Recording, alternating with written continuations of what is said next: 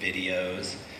And the future of entertainment has been debated and theorized, and some people call it immersive media or integrated media or transmedia, but nobody's ever actually done it. Everything that has been done has been reactive. So Harry Potter becomes very popular, so they build a universe around it. What we wanted to do here was build the universe ahead of time. So Endgame in its totality is 3 novels with each with a puzzle and a prize, 35 novellas.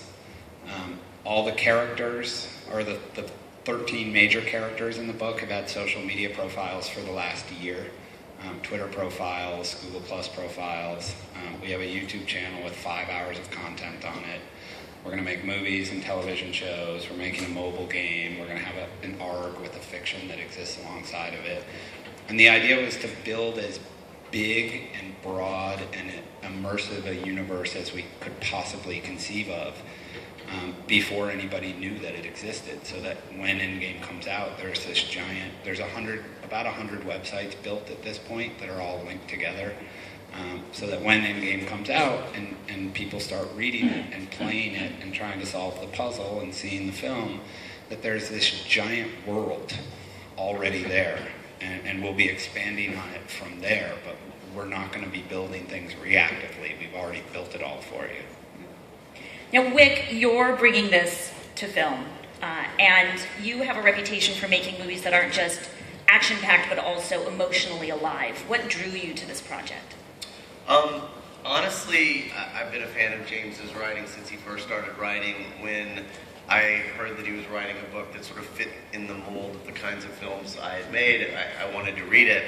And I think the thing that drew me most to it really was, I've always been drawn to stories that ask big questions, about life, who we are, why are we here, who put us here, is there something more than just the physical realm that we're living in?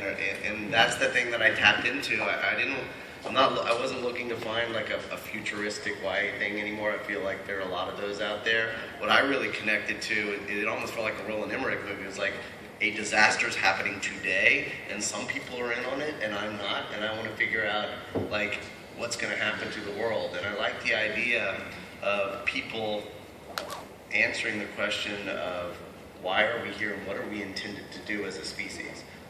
So when I talked to James and he sort of started to walk me through the ambitions for the project, it's also something we've been looking to do, is to finally find a way to make a movie, but don't just make the content for the movie, make content beyond that. Be able to make shorts within the context of the movie that you can release before the movie comes out, interstitial content from movie 1 to book 2 perhaps, so that you kind of build out the way that James wants to build out his property. Makes sense to do it in visual media as well.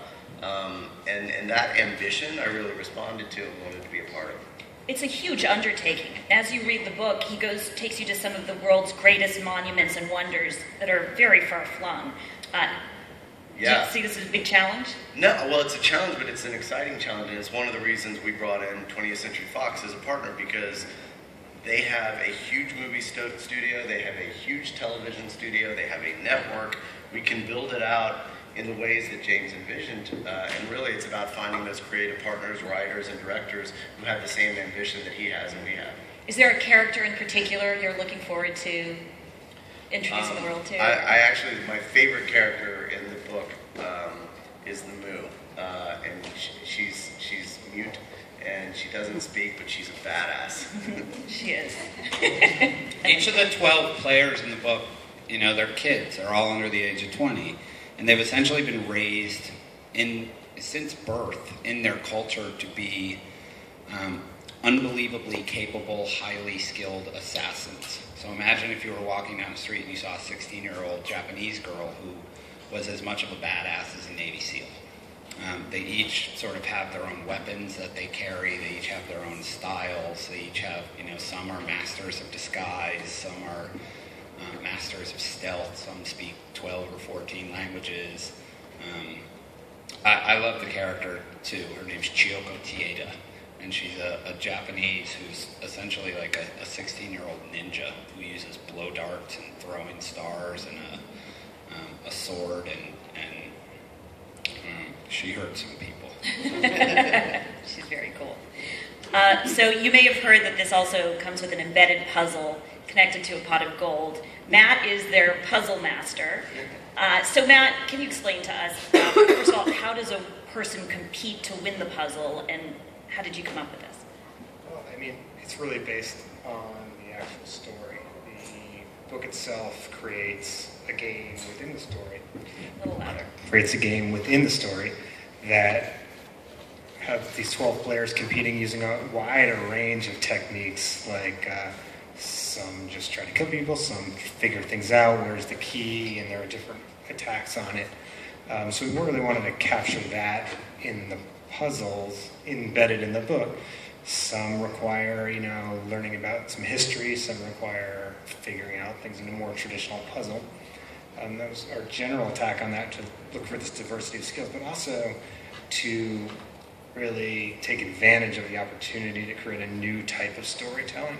So all of the puzzles are based on potential historical events that could happen in the world of Endgame prior to the events that actually take place in the book, and really designed around the idea that you're pulling the story from what the characters are feeling, using puzzles to challenge the readers of the book in a way that's similar to what the characters are facing. Now, James told me earlier that this is something anybody could do. You could be sitting at a computer at your home in India and solve it, or here in San Diego. And so it's accessible to anybody who reads the book? That's right. And to allow it to be accessible globally to anyone who reads the book, but keep it in the style that you feel like you're kind of traveling through the world of the book was really a really cool design challenge. And what qualifies you to write a puzzle? How did you get trained for this? Just doing it, I guess, I've created a lot of events that I really use puzzles as a way to engage people in a story. Because, you're figuring something out, and a lot of what you would do in a narrative would be the characters figure things out. And so it's just a technique to draw people into a world or a story. You also have a PhD from MIT, which kind of helps. You have to be smarter than everybody. Super, super smart. And on the theme of super, super smart, John Hanke, which is your piece of this is separate from the puzzle, but it's also a game, different kind of game. Explain. Yeah, I can talk about that. Before I met James, we were working at Google on this idea of how can we use Google as a way to tell stories in an immersive way. So I worked for Maps in a long time. I had this idea about building a game on top of Maps. There are a lot of gamers at Google, and we got to talking about, well, could you use Maps? Could you use Google+? Could you use YouTube? Could you use Search? Could you use all these things together to tell a story in a new way? And so we built a game called Ingress to kind of experiment with some of those ideas. Maybe there's some players here today. Yeah. But we tried some of this stuff. So, it's a game that takes place all around the world. It's built on top of Google Maps. You have to go outside and visit places in the real world to play the game. There are books and comic books. There's a weekly show on YouTube with a news anchor who describes everything that's happening. So, yeah, we were kind of playing around with this concept, but then I talked to James, and he had been thinking, I think, a lot about the same ideas, and it seemed like a great fit. The story of Endgame, which is this global game, it has this puzzle element to it, this compelling set of characters. So we began thinking about how to bring those things together. If we could go to the next slide.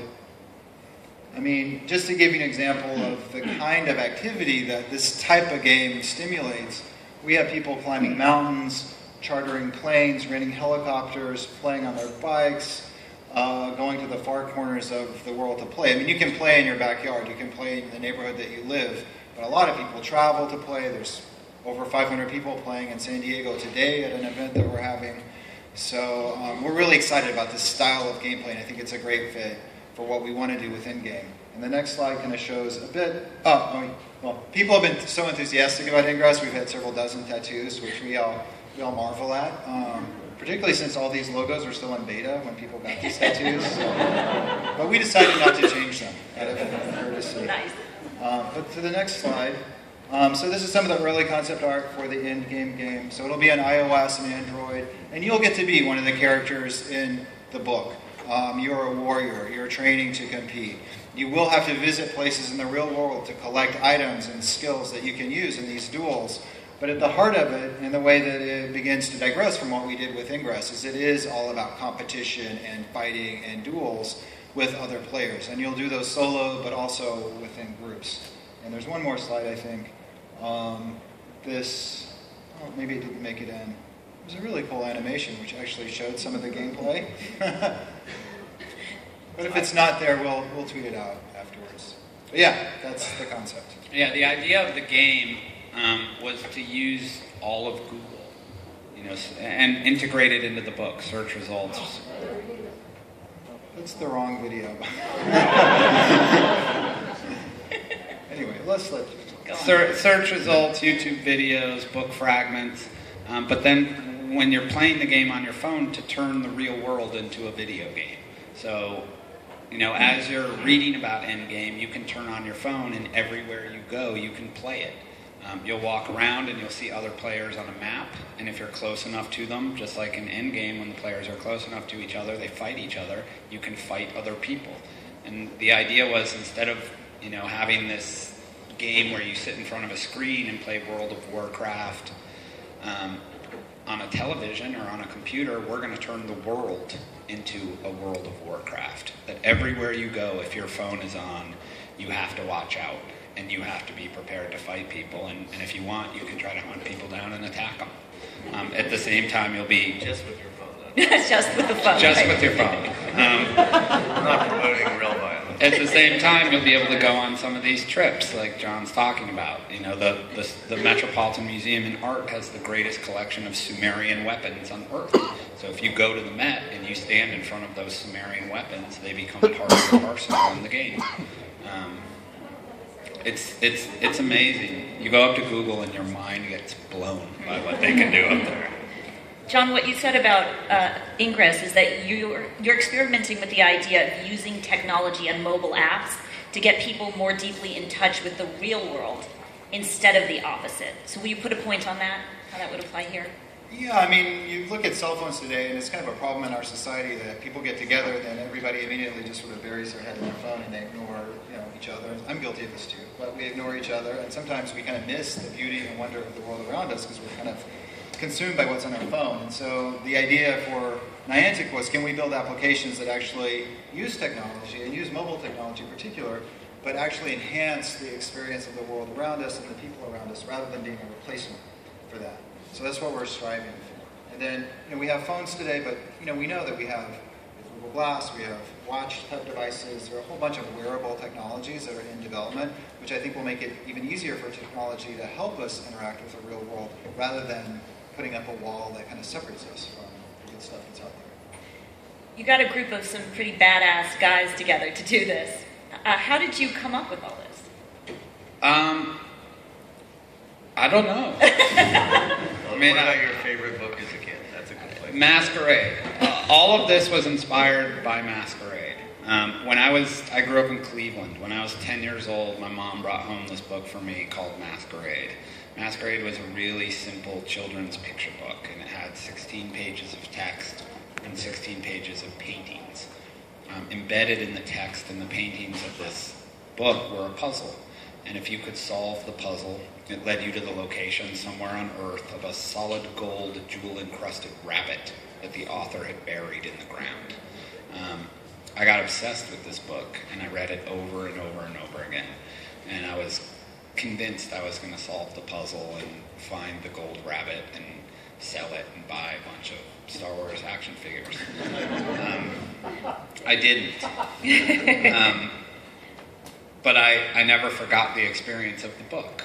And what that book was to me was a book that was somehow more than a book, that went with me everywhere, that made me look in the real world and made me try to learn about things that I didn't know about. The solution to that book was the rabbit was buried at the location of Richard IV's grave. And there had been some mention of him in the book. And so for years I thought about it, and I thought, how can I do this? How can I do my own version of Masquerade? do a bigger, more advanced 21st century version of Masquerade, which is taking a book and making it something more, making it an entire experience that exists in the real world and exists on phones and exists in visual mediums and lives with you everywhere you go. And, that was the inspiration, and then it was just figuring out the right story, and then it was going to each of these guys sort of individually and begging them to do it with me. Now, for the puzzle piece, you said this is about the known and the unknown. Do you know the answer to the puzzle Matt has built? I don't. Matt and I have talked a lot. We've obviously done a huge amount of work on the puzzle, and maybe 6 months ago we were talking about whether I should know the solution to the puzzle or not. And I thought it was actually cooler that if I didn't, that as Endgame is played and as the puzzles are solved, that I'm learning about it at the same time as all the readers. So right now, 3 people, I think, know where the puzzle is. Matt and a gentleman who works with him named Adam, who's over there. And if at some point he doesn't, we have to tell our lawyer where it's hidden, so that when it is solved and when the puzzle is over, that we can prove that it was done properly and fairly and legally. But I don't know. I think it's awesome.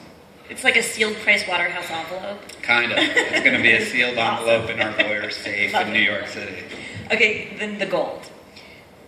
Are you going to actually purchase gold bullion? Yep. We have purchased $500,000 of American Eagle gold bullion coins. I can't say where they will be yet, but they will be on public display.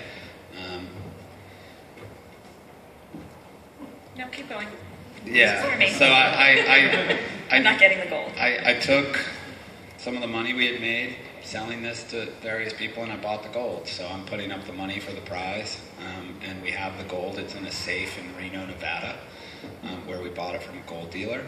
And it's about 2,500 coins. The coins are U.S. legal tender. They're produced by the U.S. Mint, the federal government.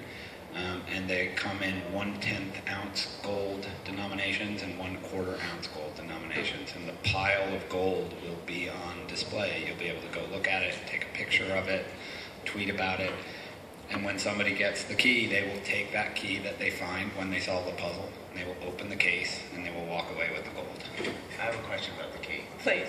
So if you are trying to solve the puzzle in the middle of Africa, do you have to physically get the key, or can you solve it and give someone the information that allows you to get the key? Like, they don't physically have to travel to find the key, do they?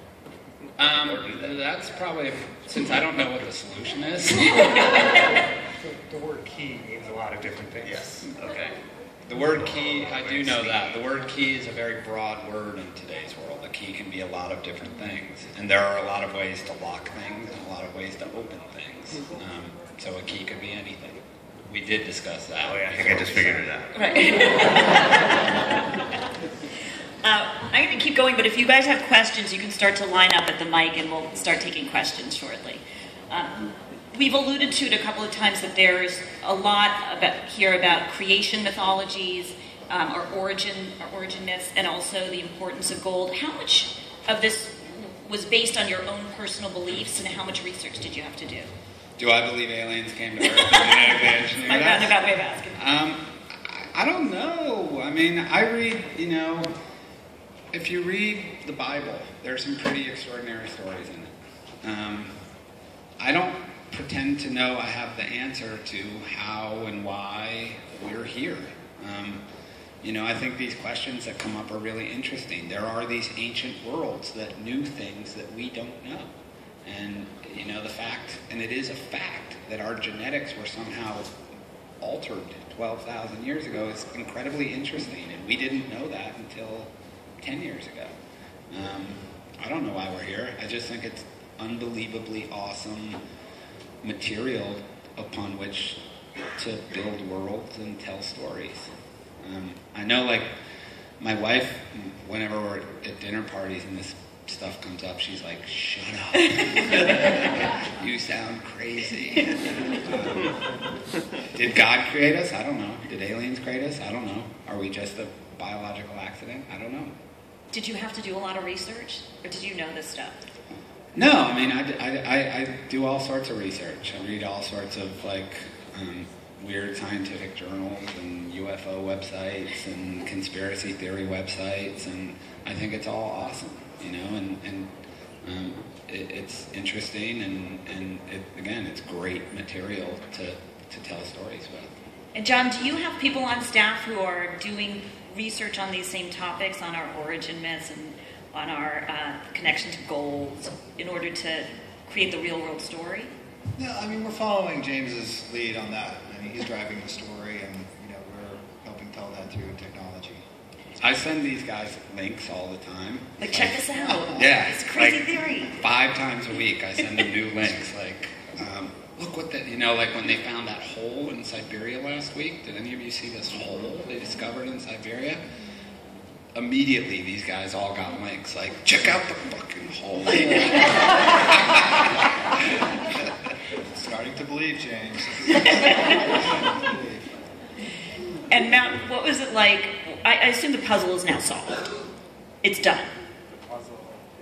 It's done. You know the answer. You're complete. It's locked. You just have to stay ahead of the people solving it. Yeah. So it happens as people are hunting, to some extent? Well, it grows. Right. And what was the experience like of working with James on developing the puzzle? Just the opportunity to be involved in this and to create is really innovative. I mean, the whole going out and creating this franchise in this world and having an opportunity to create a piece of that is really new. The way you interact with this book has just been a great experience. If anyone out there has some questions, please head to the First mic. 10 people to ask a question get an Endgame prize pack. Oh, the first 10 people who ask a question do get an Endgame prize back. Wow, that really makes a difference, huh? Unless they've solved the puzzle. But my question doesn't count as one, okay? So I have a question about the puzzle that we gave out at the booth, All-Con. Can you talk, Matt, a little bit about the puzzle and the solution to the puzzle? Sure, but before we give away the solution, has anybody solved it?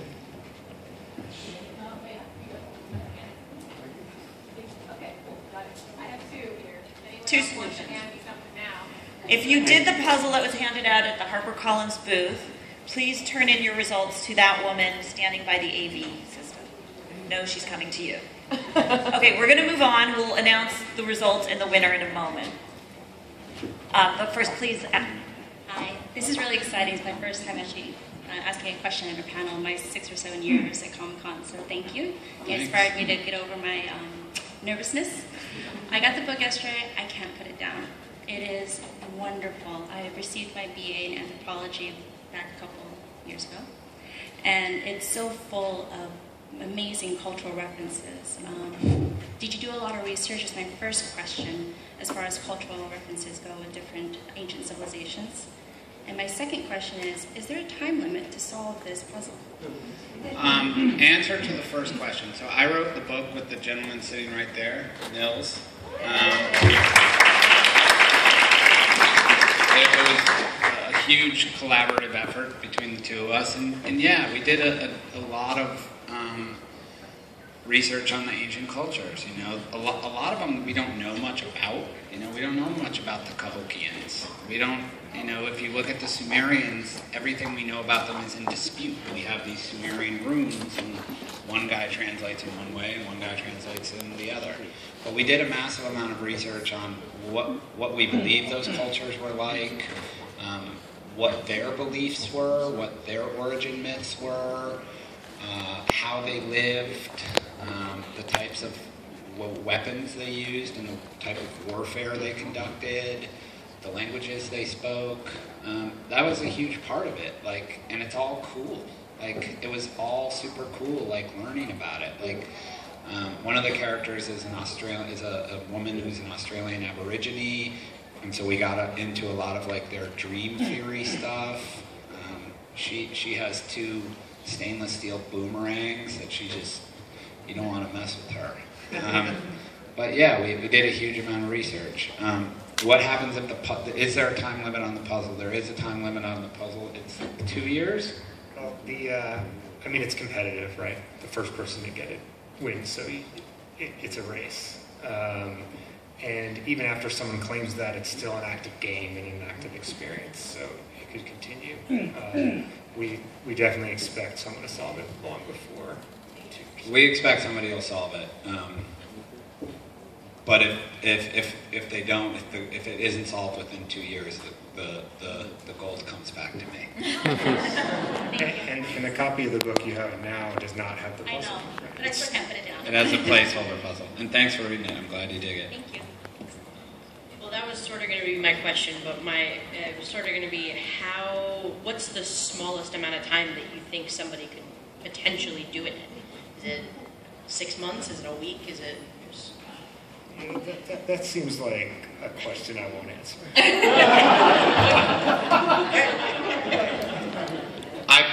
I can tell you I go to sleep every night and I pray that it takes longer than a week. So this is the first time I've heard of it, and my question is kind of how long do you think it would take? Like, can I read the book and be like, man, I know this, or do I just type the book in Google and think, oh, this and this, and I put the pieces No, together? it's going to take an enormous amount of work to solve the puzzle. So, and is it like, because this is the first time I've seen this, is it a riddle, or is that... that's what I'm wondering. I mean, if you read the book, on the first page of it, it says, I don't know exactly what it says, and I don't have a copy in my hand, but it says something like, every name, number, word, color, everything on every page.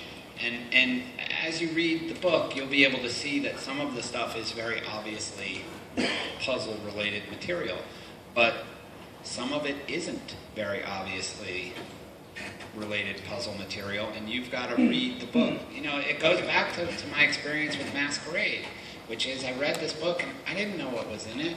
I didn't know what was the puzzle and what was part of the fiction and what was part of the pictures and what wasn't. That's what you have to figure out. But you should look at everything in the book. Everything might be. That's cool. I'll have to come back next year when you have a panel. All right. Sorry, I'm short. Obviously, this is my first time hearing about it also, and I haven't read the book, but I have a two-part question. Sounds like you're trying to build a franchise, which is exciting. What's your marketing plan for sustainability? And my second question is how do you film a movie based on a living adventure? Sustainability, we believe, will come about by just producing material. If there's always something new for a reader or a fan to discover, we'll be able to keep it going. I mean, I think the greatest example of sustainability in terms of an entertainment franchise is Star Wars. And there's always something new. There's always a new book or a new cartoon or rumors of a new movie, now 3 new films. And sustainability is just about producing material that fans love. And that's how we'll do that. I'll let Wick answer that. Yeah, and for us, the living adventure of the puzzle exists beside the movie. Ultimately, we're making the movie from the written material. I fell in love with the book before I knew what the puzzle was. So I'm trying to make a movie of the book and the material that James has written outside of the book, the novellas, the shorts. All of that will come from the stories and the characters that he's created. Okay, so mention of the puzzle and everything, will that be involved in the movie? Will there be clues in that, or is the movie going to happen further down the road? Well, I mean, we talked specifically about the movie should be a separate experience. You shouldn't have to be able to afford a movie ticket to be able to solve the puzzle. And legally, there's all sorts of rules and regulations, and to make this thing legal globally was an incredibly complicated task. We want people all over the world to be eligible to win the gold. And so in doing that, one of the requirements is that the puzzle is solvable via material in the book. Strictly in the book, so not on the app or anything like that, like strictly within the guidelines of the book you can solve the puzzle. Correct. We have the right within the rules of the puzzle to add additional clues that might be in the app or might be in a Twitter feed or might be in a YouTube video or might be on a website. but everything you need is in the book, and then we can add additional things along the line if we choose to. Because traveling the world is very expensive. The standard with which we built the puzzle was if you get the book in the library for free and you use a computer at the library for free, you can solve the puzzle. So what about the Google Maps aspect of it? So like the iPhone is I terrible. think we should move on to our Sorry. next. Sorry, but we want to get through the line. I'm so sorry. Hi, I'm John. I'm a huge Ingress fan. I'm a resistance agent. Thank you so much. So one thing I've noticed about Ingress, and which also might extend to Endgame, is that people get different things from it, and a lot of people play the game and just, link portals and field without paying attention to the plot. And I'm sure there are people who will read Endgame and not really care about the actually going on the treasure hunt and all of the other stuff that goes along with it. So how much work, does it take a lot of work, and what do you do to make sure that this kind of thing is accessible to people at different levels who might not want to do all the extra stuff? Well, I think you're partly answering the question that you can enjoy the world of Endgame that James has created in a lot of different ways. So it's simply by reading the book, or by reading the book and playing the game and doing the puzzle. So which part of it that people choose to partake of is kind of up to them.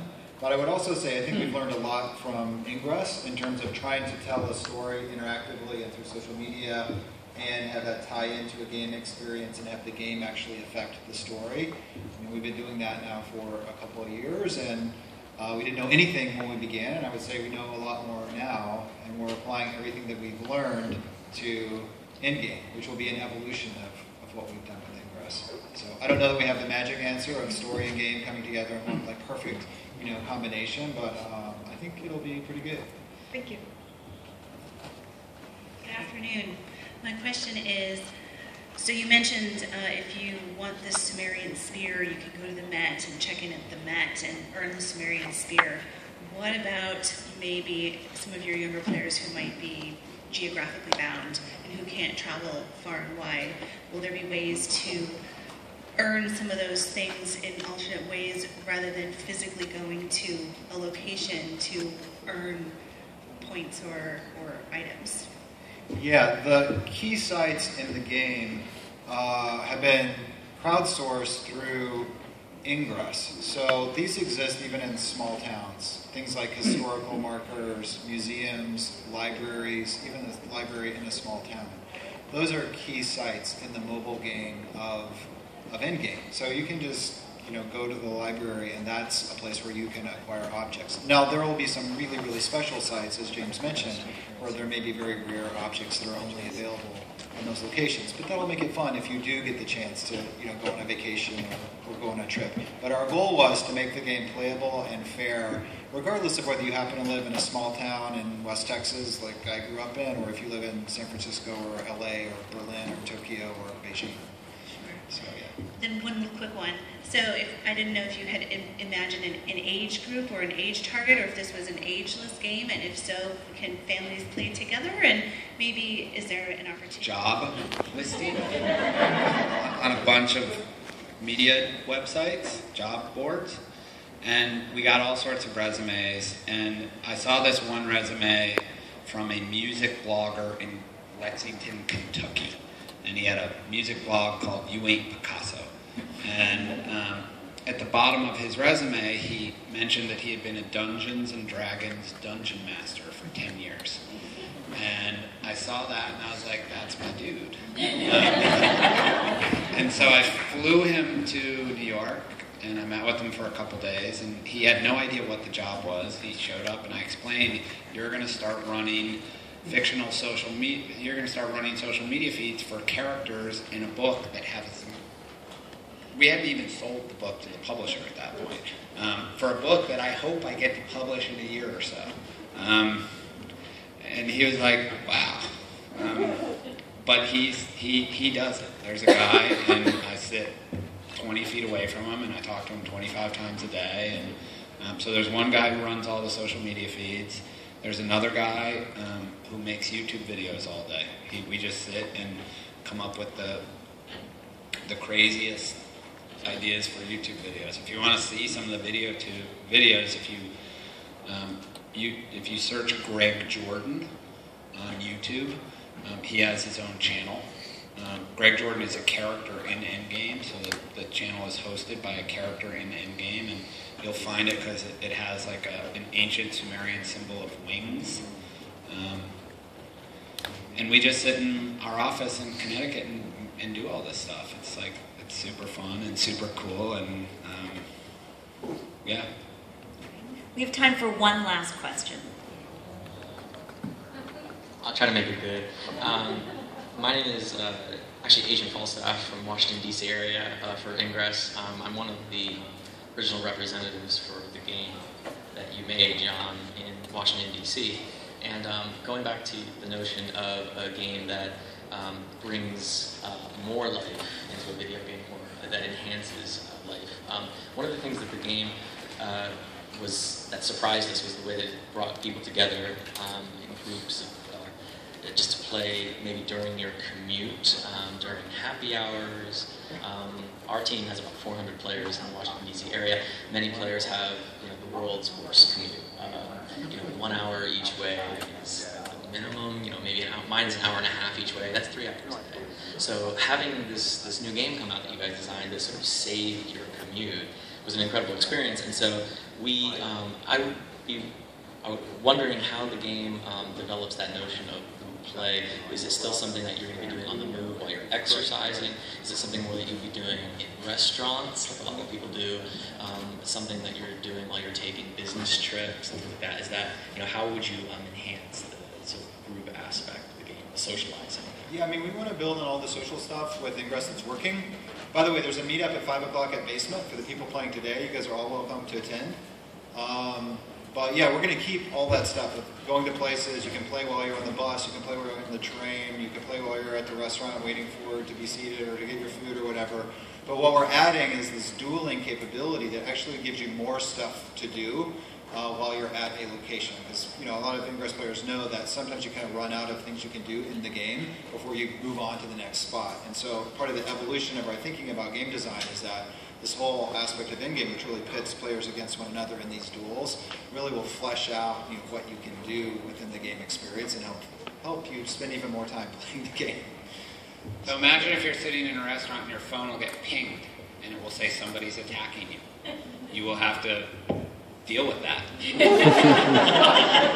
Imagine if, hopefully a year from now there'll be a bunch of people sitting in this room and as we're speaking, you can be fighting each other, dueling each other.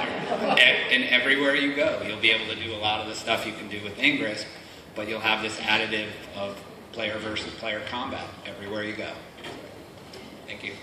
Thanks, everyone. Unfortunately, we are now out of time, but I can tell there's an enormous amount of interest. If you want to tweet about this again, it's #EndgameIsComing. And you can get a chance to get an early galley of the book and get it signed by James and his co-author. That's at 3:30 today at the HarperCollins booth, which is booth 1029. Oh, puzzle solution. Do I have it? I don't have it. I'll do this one. Oh, it's there. So nobody actually solved the puzzle, but hopefully you enjoy following along. Basically, this thing that you can pick up, there's a line of text, and hidden in each line is a Greek mythological figure, phonetically. So in the first sentence, you have Dionysus, that's Dionysus. Second one, you have Persephone, and you can sort of go through them all and find the hidden phonetic Greek figure. And then go to the next slide. And that will leave one word unused in the Greek figure. Go to the next slide. And those words, when phonetically read aloud, if you want to read that aloud, it's Great White Pyramid, which, hit the next slide, it's Great White Pyramid. And that was the answer.